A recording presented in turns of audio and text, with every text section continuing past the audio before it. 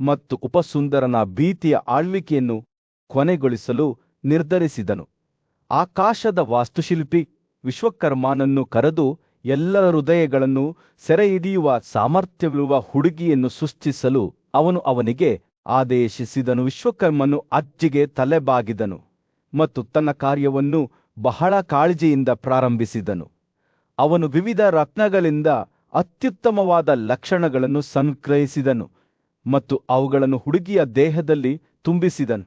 ಇದರ ಫಲಿತಾಂಶವೆಂದರೆ ತಿಲೋತ್ತಮ ಒಬ್ಬ ಆಕಾಶ ಕನ್ಯೆ. ಅವಳ ಸೌಂದರ್ಯವು ಮೂರ್ತ ಶ್ರೀಗೆ ಪೈಪೋಟಿ ನೀಡಿತು. ಅವಳ ಉಪಸ್ಥಿತಿಯು ಪ್ರಕಾಶಮಾನವಾದ ಸೂರ್ಯನಂತೆ ಪ್ರತಿ ಪ್ರಾಣಿಯ ಕಣ್ಣು ಮತ್ತು ಹೃದಯಗಳನ್ನು ಸೆರೆಹಿಡಿಯಿತು. ಆಕೆಯ ಅಸಾಧಾರಣ ಸೌಂದರ್ಯವನ್ನು ಸೂಚಿಸುವ ತಿಲೋತ್ತಮಗೆಂಬ ಹೆಸರನ್ನು ಅಜ್ಜಿಯು ಆಕೆಗೆ ನೀಡಿದಳು. ಆಕೆ ಜೀವಂತವಾದ ತಕ್ಷಣ ಆಕೆ ಬ್ರಹ್ಮನಿಗೆ ತಲೆಬಾಗಿದಳು ಮತ್ತು ತನ್ನ ಉದ್ದೇಶದ ಬಗ್ಗೆ ಕೇಳಿದಳು. ತನ್ನ ಆಕರ್ಷಕ ಸೌಂದರ್ಯದಿಂದ ಸುಂದ ಮತ್ತು ಉಪಸುಂದರರನ್ನು ಪ್ರಲೋಭಿಸುವಂತೆ ಅಜ್ಜಿ ಆಕೆಗೆ ಸೂಚಿಸಿದಳು.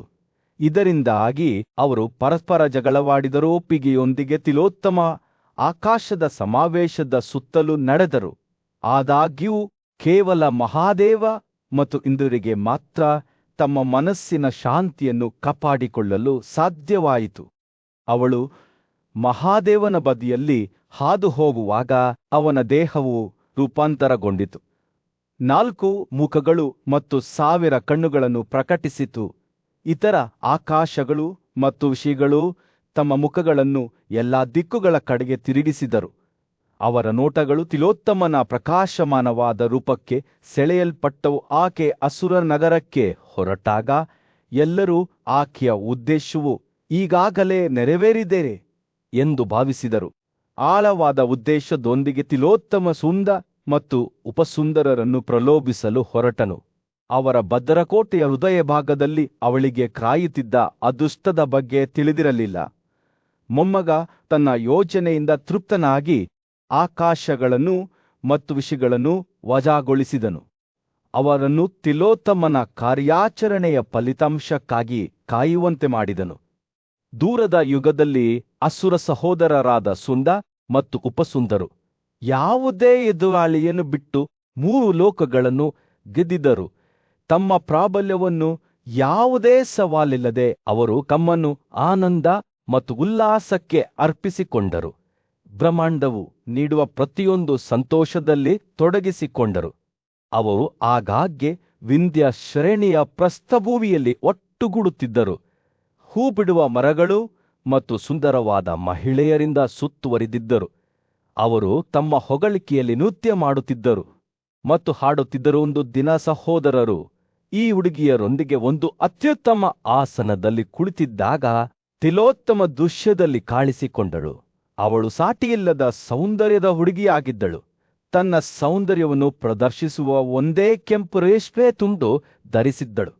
ಈಗಾಗಲೇ ತಮ್ಮ ಮಿತಿ ಮೀರಿದ ಚಟದಿಂದ ಅಮಲೇರಿದ ಅಸುರ ಸಹೋದರರು ಅವಳನ್ನು ನೋಡಿದಾಗ ಆಘಾತಕ್ಕೊಳಗಾದರು. ಅವರು ಬೇಗನೆ ಅವಳ ಬಳಿಗೆ ಬಂದರು.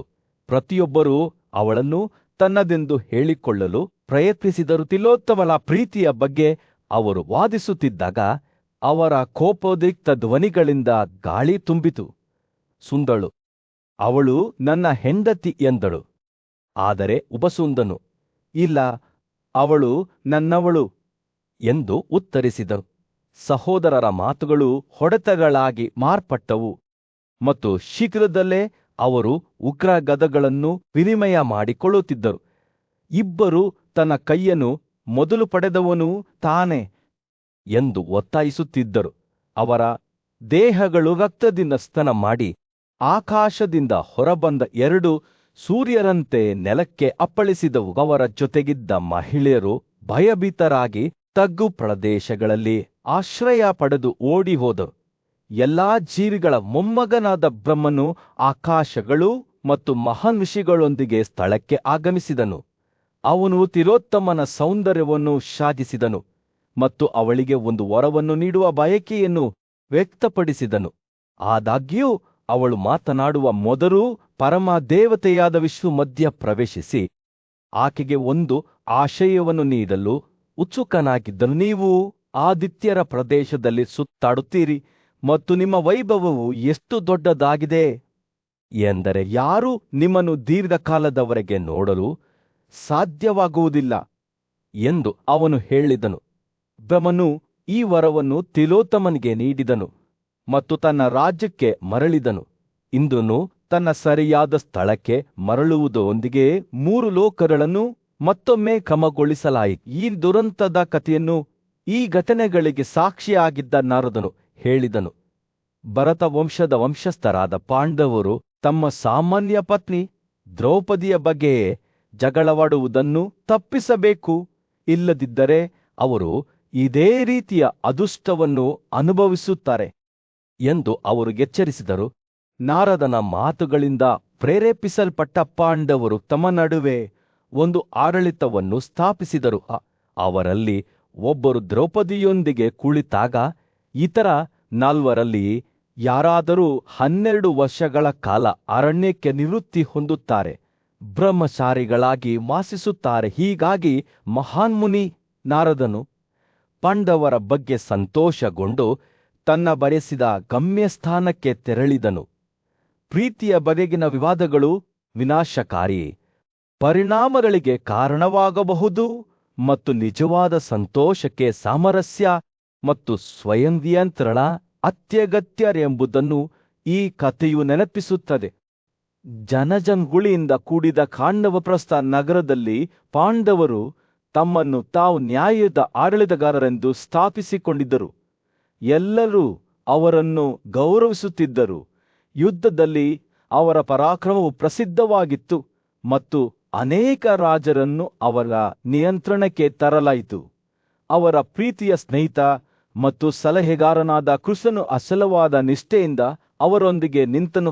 5 ಸಹೋದರರ ಸುಂದರ ಪತಿಯಾದ ದ್ರೌಪದಿ ತನ್ನ ಗಂಡನ ಸಹವಾಸದಲ್ಲಿ ಬಹಳ ಸಂತೋಷಪಟ್ಟಳು. ಆನೆಗಳಿಂದ ಅಲಂಕರಿಸಲ್ಪಟ್ಟ ನದಿಯಂತೆ ಅವಳು ಅವರ ಸಮ್ಮುಖದಲ್ಲಿ ಸಂತೋಷಪಟ್ಟಳು ಮತ್ತು ಅವರೂ ಸಹ ಅವಳನ್ನು ಆರಾಧಿಸಿದರು. ಪಾಂಡವರ ಬುದ್ಧಿವಂತ ನಾಯಕತ್ವದಲ್ಲಿ ಪಾಪದಿಂದ ಮುಕ್ತವಾಗಿ ಮತ್ತು ಸಮೃದ್ಧಿಯಿಂದ ತುಂಬಿದ ಕುರುಗಳ ಇಡೀ ರಾಜ್ಯವು ಪ್ರವರ್ಧಮಾನಕ್ಕೆ ಬಂದಿತು. ಆದಾಗ್ಯೂ ಒಂದು ದುರದೃಷ್ಟಕರ ದಿನ ಬ್ರಾಹ್ಮಣನ ಜಾನುವಾರುಗಳನ್ನು ಕಳ್ಳರು ಕಳವು ಮಾಡಿದರು. ದುಃಖಿತನಾದ ಪುರೋಹಿತನು ಪಾಂಡವರ ಅರಮನೆಗೆ ಧಾವಿಸಿದನು. ಅವನ ಧ್ವನಿಯು ದುಃಖದಿಂದ ನಡುಗುತ್ತಿತ್ತು.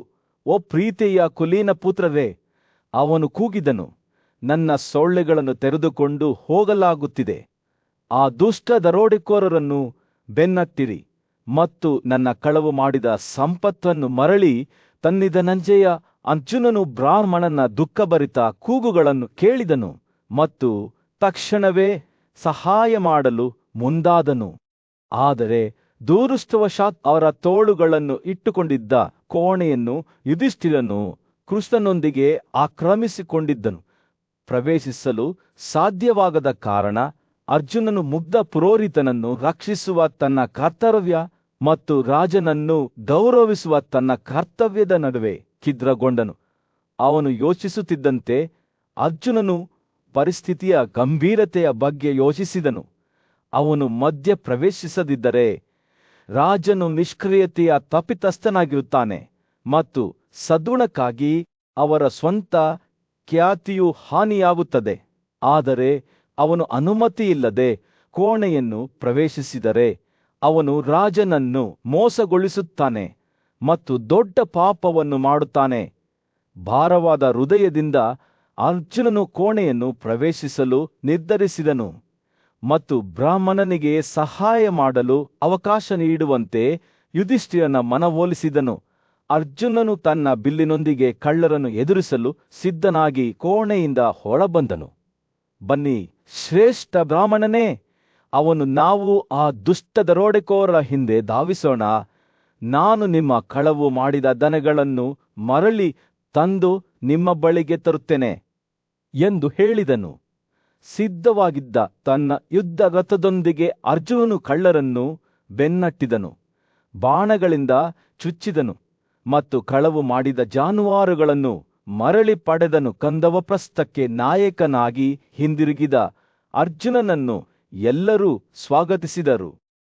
ಆದರೆ ಅವನು ಯುಧಿಷ್ಠಿರನ ಬಳಿಗೆ ಬಂದಾಗ 12 ವರ್ಷಗಳ ಕಾಲ ಅರಣ್ಯದಲ್ಲಿ ವನವಾಸದ ಪ್ರತಿಜ್ಞೆಯನ್ನು ಆಚರಿಸುವ ತನ್ನ ಉದ್ದೇಶವನ್ನು ಅವನು ಬಹಿರಂಗಪಡಿಸಿದನು.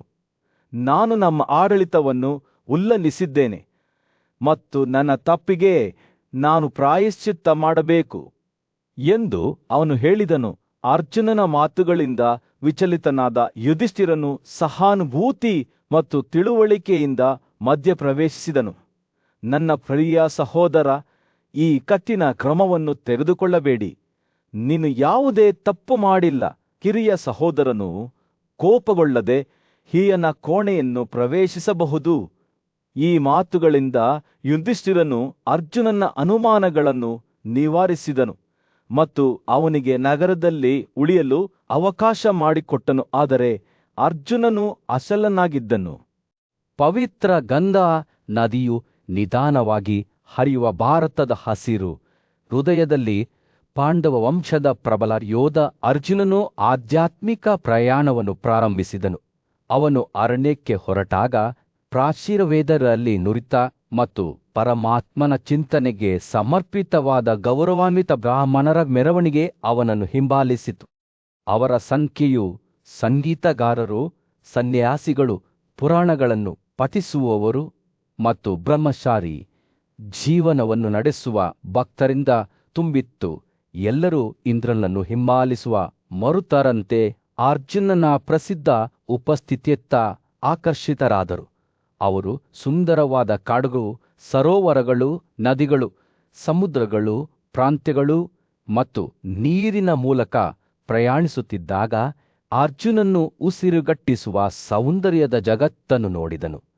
ಪರಾಕ್ರಮಿ ನಾಯಕನು ಗಂಗಾ ನದಿಯ ಮೂಲಕ್ಕೆ ಆಗಮಿಸಿದನು. ಅಲ್ಲಿ ಅವನು ಸ್ವಲ್ಪ ಸಮಯದವರೆಗೆ ನೆಲೆಸಲು ನಿರ್ಧರಿಸಿದನು.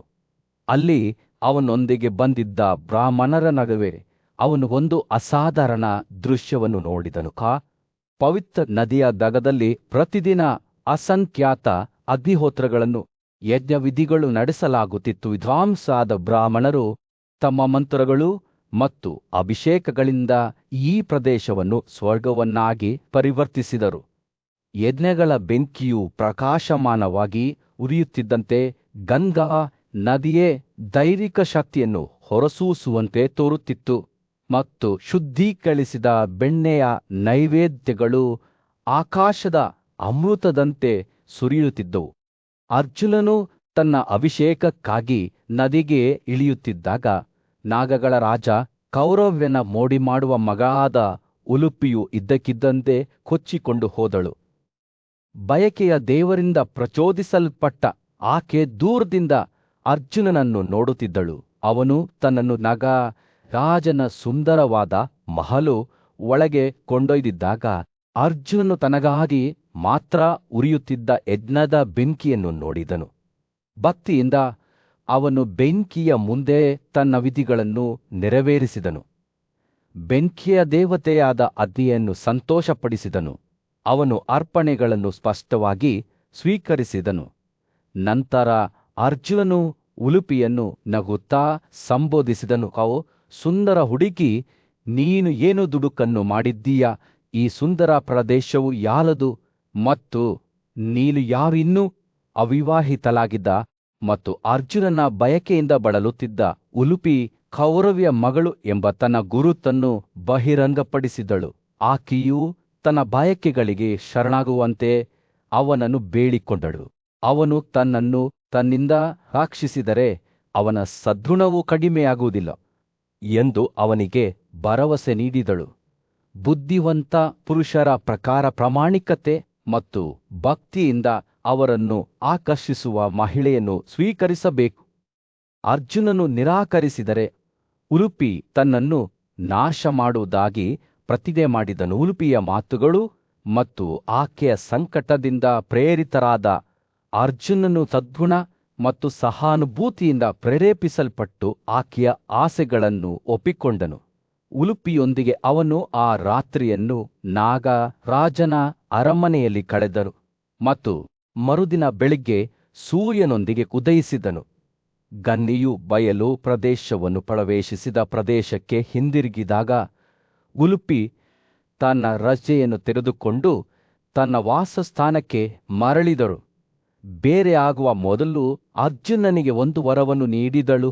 ನೀರಿನಲ್ಲಿ ಅಶೇಯತೆಯನ್ನು ಘೋಷಿಸುತ್ತಾ, ಸೂರ್ಯನು ಕಾಡಿನ ಮೇಲೆ ಉದಯಿಸುತ್ತಿದ್ದಂತೆ ಕುಂತಿಯ ಧೈರ್ಯಶಾಲಿ ಮತ್ತು ಉದಾತ್ತ ಮಗನಾದ ಅರ್ಜುನನು ತನ್ನ ವನವಾಸದಿಂದ ಹೊರಬಂದು ಹೊಸ ಪ್ರಯಾಣವನ್ನು ಪ್ರಾರಂಭಿಸಿದನು. ಅವನು ಅನೇಕ ವರ್ಷಗಳ ಕಾಲ ಏಕಾಂತದಲ್ಲಿ ಕಳೆದಿದ್ದನು. ತನ್ನ ಹಿಂದಿನ ಕಾರ್ಯಗಳನ್ನು ಪ್ರತಿಬಿಂಬಿಸುತ್ತಿದ್ದನು ಮತ್ತು ತನ್ನ ಭವಿಷ್ಯದ ಮಾರ್ಗವನ್ನು ಹುಡುಕುತ್ತಿದ್ದನು. ಈಗ ಅವನು ಜಗತ್ತನ್ನು ಪುನಃ ಪ್ರವೇಶಿಸಲು ಸಿದ್ಧನಾಗಿದ್ದನು. ಆದರೆ ಹೊಸ ಉದ್ದೇಶದ ಪ್ರಜ್ಞೆಯೊಂದಿಗೆ ತನ್ನೊಂದಿಗೆ ವಾಸಿಸುತ್ತಿದ್ದ ಬ್ರಾಹ್ಮಣರೊಂದಿಗೆ ಅರ್ಜುನನು ಆಧ್ಯಾತ್ಮಿಕ ಜ್ಞಾನೋದಯ ಮತ್ತು ಶುದ್ಧೀಕರಣವನ್ನು ಪಡೆಯಲು ಹಿಮಾಲಯದ ಕಡೆಗೆ ಹೊರಟನು. ಅವರು ಪವಿತ್ರ ಶಿಖರಗಳ ಮೂಲಕ ಪ್ರಯಾಣಿಸಿ ಅಗಸ್ತ್ಯವನದಲ್ಲಿ ನಿಲ್ಲಿಸಿದರು. ಅಲ್ಲಿ ಅವರು ವಸಿಷ್ಠನ ಆಶ್ರಮಕ್ಕೆ ಭೇಟಿ ನೀಡಿದರು. ಅಲ್ಲಿಂದ ಅವರು ಭೃಗುನ ಶಿಖರಕ್ಕೆ ತೆರಳಿದರು. ಅಲ್ಲಿ ಅರ್ಜುನನು ತನ್ನ ಸ್ಥಾನವನ್ನು ಮಾಡಿದನು ಮತ್ತು ಬ್ರಾಹ್ಮಣರಿಗೆ ಸಾವಿರಾರು ಹಸುಗಳು ಮತ್ತು ಮನೆಗಳನ್ನು ನೀಡಿದನು. ಅವನು ಪ್ರಯಾಣಿಸುವಾಗ ಅರ್ಜುನನು ಹಿರಣ್ಯವಿಂದನ ಪವಿತ್ರ ಆಶ್ರಯವನ್ನು ನೋಡಿದನು. ಅಲ್ಲಿ ಅವನು ಅನೇಕ ಪವಿತ್ರ ಪ್ರದೇಶಗಳನ್ನು ನೋಡಿದನು ಮತ್ತು ತನ್ನ ಆಚರಣೆಗಳನ್ನು ಮಾಡಿದನು. ನಂತರ ಅವನು ತನ್ನ ಸಹಚರರೊಂದಿಗೆ ಆ ಎತ್ತರದಿಂದ ಇಳಿದನು. ಪೂರ್ವ ದಿಕ್ಕಿನಲ್ಲಿರುವ ಪ್ರದೇಶಗಳನ್ನು ನೋಡಲು ಉತ್ಸುಕನಾಗಿದ್ದನು. ಅವರು ಎಲ್ಲಾ ಪವಿತ್ರ ಜಲಗಳು ಮತ್ತು ಇತರ ಪವಿತ್ರ ಸ್ಥಳಗಳಿಗೆ ಭೇಟಿ ನೀಡಿ ವಂಗ ಮತ್ತು ಕಳಿಂದದ ಮೂಲಕ ಪ್ರಯಾಣಿಸಿದರು ಮತ್ತು ಅರ್ಜುನು ಹೋಗುವಾಗ ಸಾಕಷ್ಟು ಸಂಪತ್ತನ್ನು ನೀಡಿದನು. ಅವನ ಪ್ರಯಾಣದುದ್ದಕ್ಕೂ ಅವನೊಂದಿಗೆ ಇದ್ದ ಬ್ರಾಹ್ಮಣರು ಅಂತಿಮವಾಗಿ ಕಳಿಂದ ರಾಜ್ಯದ ದ್ವಾರದಲ್ಲಿ ಅವನಿಗೆ ವಿದಾಯ ಹೇಳಿದರು. ಅವಳ ಕರ್ತವ್ಯವು ನೆರವೇರಿತು. ಅರ್ಜುನನು ಈಗ ಕೆಲವು ಸೇವಕರೊಂದಿಗೆ ಏಕಾಂಗಿಯಾಗಿ ವಿವಿಧ ದೇಶಗಳು ಮತ್ತು ಪವಿತ್ರ ಸ್ಥಳಗಳನ್ನು ದಾಟಿ ಸಮುದ್ರದ ಕಡೆಗೆ ಮುಂದುವರೆದನು. ಅವನು ಸನ್ಯಾಸಿಗಳಿಂದ ಅಲಂಕರಿಸಲ್ಪಟ್ಟ ಭವ್ಯವಾದ ಮಹೇಂದ್ರ ಪರ್ವತವನ್ನು ನೋಡಿದನು ಮತ್ತು ನಿಧಾನವಾಗಿ ಸಮುದ್ರ ತೀರದ ಉದ್ದಕ್ಕೂ ಸಾಗಿದನು. ಅವನು ಮಣಿಪುರದ ಮೂಲಕ ಅಲೆದಾಡುತ್ತಿರುವಾಗ ಅರ್ಜುನನು ಆ ಪ್ರಾಂತ್ಯದ ಸದ್ಗುಣಶೀಲ ರಾಜನಾದ ಚಿತ್ರವಾಹನನನ್ನು ಭೇಟಿಯಾದನು. ಅವಳಿಗೆ ಚಿತ್ರಾಂಗದರೆಂಬ ಮಗಳಿದ್ದಳು. ಯುವ ರಾಜಕುಮಾರಿಯು ತನ್ನ ಸೌಂದರ್ಯಕ್ಕೆ ಹೆಸರುವಾಸಿಯಾಗಿದ್ದಳು ಮತ್ತು ಅರ್ಜುನನ ಹೃದಯವು ತಕ್ಷಣವೇ ಅವಳತ್ತ ಆಕರ್ಷಿತವಾಯಿತು. ಅವನು ಮದುವೆಯಾಗಲು ರಾಜನ ಕೈಯನ್ನು ಕೋರಿದನು. ಆದರೆ ರಾಜನು ಅರ್ಜುನನ ಕ್ಷತ್ರಿಯನ ಸ್ಥಾನಮಾನದಿಂದ ಸಂತೋಷಪಟ್ಟರೂ ಆಶ್ಚರ್ಯಕರ ಸ್ಥಿತಿಯನ್ನು ಬಹಿರಂಗಪಡಿಸಿದನು. ರಾಜನು ತನ್ನ ಪೂರ್ವಜರಿಗೆ ಶಿವನು ಒಂದು ವರವನ್ನು ನೀಡಿದ್ದಾನೆಂದು ವಿವರಿಸಿದಕ ಪ್ರತಿ ನಂತರದ ವಂಶಸ್ಥರು ಒಂದೇ ಮಗುವನ್ನು ಹೊಂದುತ್ತಾರೆ. ಇದರ ಪರಿಣಾಮವಾಗಿ ಅವರಿಗೆ ಜನಿಸಿದ ಪ್ರತಿ ಗಂಡು ಮಗುವನ್ನು ಅಮೂಲ್ಯವಾದ ಉಡುಗೊರೆಯಾಗಿ ಪರಿಗಣಿಸಲಾಯಿತು. ಆದಾಗ್ಯೂ ರಾಜನಿಗೆ ಕೇವಲ ಒಂದು ಮಗಳಿದ್ದಳು. ಅವಳಿಗೆ ಅವನು ಪುತ್ರಿಕೆಯನ್ನು ಮಾಡಿದನು.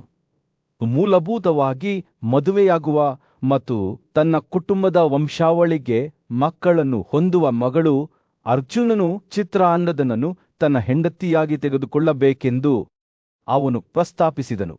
ಅವರ ಪುತ್ರರಲ್ಲಿ ಒಬ್ಬನು ತನ್ನ ಜನಾಂಗದ ಶಾಶ್ವತನಾಗುತ್ತಾನೆ ಎಂಬ ಷರತ್ತಿನ ಮೇಲೆ ಅರ್ಜುನನು ಆರಂಭದಲ್ಲಿ ಈ ಅಸಾಮಾನ್ಯ ವ್ಯವಸ್ಥೆಯಿಂದ ದಿಗ್ಭ್ರಮೆಗೊಂಡಿದ್ದರೂ ರಾಜನ ಷರತ್ತುಗಳನ್ನು ಹಿಂಜರಿಕೆಯಿಲ್ಲದೆ ಒಪ್ಪಿಕೊಂಡನು. 3 ವರ್ಷಗಳ ಕಾಲ ಅವನು ಚಿತ್ರಾಂಗದನೊಂದಿಗೆ ಮಣಿಪುರದಲ್ಲಿ ವಾಸಿಸುತ್ತಿದ್ದನು ಮತ್ತು ಅಂತಿಮವಾಗಿ ಅವಳು ಸುಂದರವಾದ ಮಗನಿಗೆ ಜನ್ಮ ನೀಡಿದರು. ಅರ್ಜುನನು ರಾಜನಿಂದ ವಿಚ್ಛೇದನ ಪಡೆಯುವ ಮೊದಲು ತನ್ನ ಹೊಸ ಮಗಳನ್ನು ಪ್ರೀತಿಯಿಂದ ಅಪ್ಪಿಕೊಂಡು ಸಂತೋಷಪಟ್ಟನು. ಸೂರ್ಯನ ಚುಂಬಿಸುವ ಕಡಲ ತೀರಗಳು ಮತ್ತು ದಕ್ಷಿಣ ಸಾಗರದ ಸ್ಫಟಿಕದ ಸ್ಪಷ್ಟವಾದ ನೀರುಗಳು ಭರತ ರಾಜವಂಶದ ಪ್ರಬಲ ಯೋಧ ಅರ್ಜುನನನ್ನು ಕರೆದವು.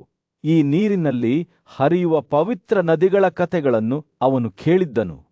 ಪ್ರತಿಯೊಂದು ಪ್ರಾಚೀನ ಕೃಷಿಗಳ ಆಶೀರ್ವಾದದಿಂದ ತುಂಬಿತ್ತು. 5 ನದಿಗಳು ಅಗಸ್ತ್ಯ, ಸೌಭದ್ರ, ಪೌಲೋಮ, ಕರಂದಮ ಮತ್ತು ಭಾರದ್ವಾಜ ತಮ್ಮ ನೀರಿನಲ್ಲಿ ಸ್ನಾನ ಮಾಡಿದವರ ಪಾಪಗಳನ್ನು ತೊಳೆದುಕೊಳ್ಳುವ ಸಾಮರ್ಥ್ಯವನ್ನು ಹೊಂದಿರುವ ಅತೀಂದ್ರಿಯ ಗುಣಗಳನ್ನು ಹೊಂದಿವೆ ಎಂದು ಹೇಳಲಾಗುತ್ತದೆ.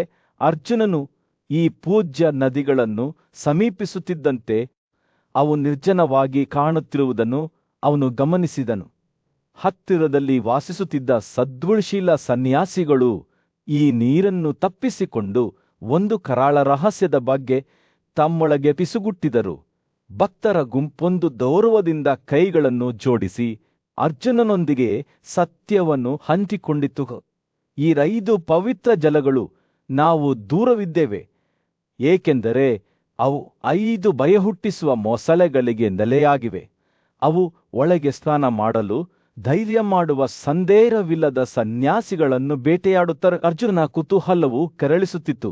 ಅವನು ಯಾವಾಗಲೂ ಅಜ್ಞಾತ ಮತ್ತು ವಿವರಿಸಲಾಗದ ವಿಷಯಗಳಿಗೆ ಆಕರ್ಷಿತನಾಗಿದ್ದನು. ಎಚ್ಚರಿಕೆಗಳ ಹೊರತಾಗಿಯೂ ಅವನು ಮತ್ತಷ್ಟು ತನಿಖೆ ಮಾಡಲು ನಿರ್ಧರಿಸಿದನು. ಅವನು ಸೌಮ್ಯವಾಗಿ ಸಾಗರಕ್ಕೆ ಹರಿಯುವ ಸೌಭದ್ರ ನದಿಗೆ ಹೋದನು. ಅವನು ಅದರ ನೀರಿನಲ್ಲಿ ತೇಲುತ್ತಿರುವಾಗ ಒಂದು ಬೃಹತ್ ಮೊಸಳೆಯು ಆಳದಿಂದ ಹೊರಹೊಮ್ಮಿತು. ಅರ್ಜುನನ ಕಾರನ್ನು ಹಿಡಿದಾಗ ಅದರ ದವಡೆಗಳು ವಿಪರೀತವಾಗಿ ಛಿದ್ರಗೊಂಡವು. ಧೈರ್ಯಶಾಲಿ ಯೋಧನು ಹಿಂದೆ ಸರಿಯಲಿಲ್ಲ. ನಂಬಲಾರದ ಶಕ್ತಿಯಿಂದ ಅವನು ಹೆಳಗಾಡುತ್ತಿರುವ ಪ್ರಾಣಿಯನ್ನು ಹಿಡಿದು ದಡಕ್ಕೆ ಎಳೆದನು. ಆದರೆ ಅವರು ಒಣ ಭೂಮಿಯನ್ನು ತಲುಪುತ್ತಿದ್ದಂತೆ ಪವಾಡದ ಸಂಗತಿಯೊಂದು ಸಂಭವಿಸಿತು. ಆ ಮೊಸಳೆ ಉಸಿರುಗಟ್ಟಿಸುವ ಸುಂದರ ಹುಡುಗಿಯಾಗಿ ಮಾರ್ಪಟ್ಟಿತು. ಅವಳ ಚರ್ಮವು ಪಾರಮಾರ್ಥಿಕ ಹೊಳಪಿನಿಂದ ಹೊಳೆಯಿತು ಮತ್ತು ಅವಳ ಕಣ್ಣುಗಳು ರಾತ್ರಿ ಆಕಾಶದಲ್ಲಿ ನಕ್ಷತ್ರಗಳಂತೆ ಹೊಳೆಯುತ್ತಿದ್ದವು. ಅರ್ಜುನನು ಈ ವಿಚಿತ್ರ ದೃಶ್ಯದಿಂದ ದಿಗ್ಭ್ರಮೆಗೊಂಡನು. ಆಶ್ಚರ್ಯ ಮತ್ತು ಕುತೂಹಲದಿಂದ ತುಂಬಿದ ಅವನ ಹೃದಯವು ಆ ಹುಡುಗಿಯ ಹತ್ತಿರ ಹೋಯಿತು. ಓ ಮೋಡಿ ಮಾಡುವವಳೇ, ನೀನು ಯಾರು ಎಂದು ಅವನು ಕೇಳಿದನು.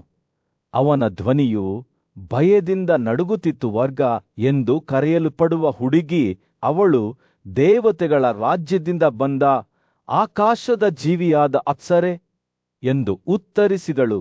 ಧ್ಯಾನದಲ್ಲಿ ಆಳವಾಗಿ ಮುಳುಗಿದ್ದ ಯುವ ಬ್ರಾಹ್ಮಣನ ಗಮನವನ್ನು ಬೇರೆಡೆಗೆ ಸೆಳೆಯಲು ಅವಳನ್ನು ಕಳುಹಿಸಲಾಗಿದೆ. ವರ್ಗ ಮತ್ತು ಅವಳ ಸಹಚರರಾದ ಸೌರಭೇಯಿ, ಸಮಿಚಿ, ಉಡುಡ ಮತ್ತು ದತ್ತ ಅವರು ಬ್ರಾಹ್ಮಣನ ಆಧ್ಯಾತ್ಮಿಕ ಆಚರಣೆಗಳನ್ನು ಅಡ್ಡಿಪಡಿಸುವ ಉದ್ದೇಶದಿಂದ ಅವನ ಏಕಾಂತದ ಮೇಲೆ ಇಳಿದರು.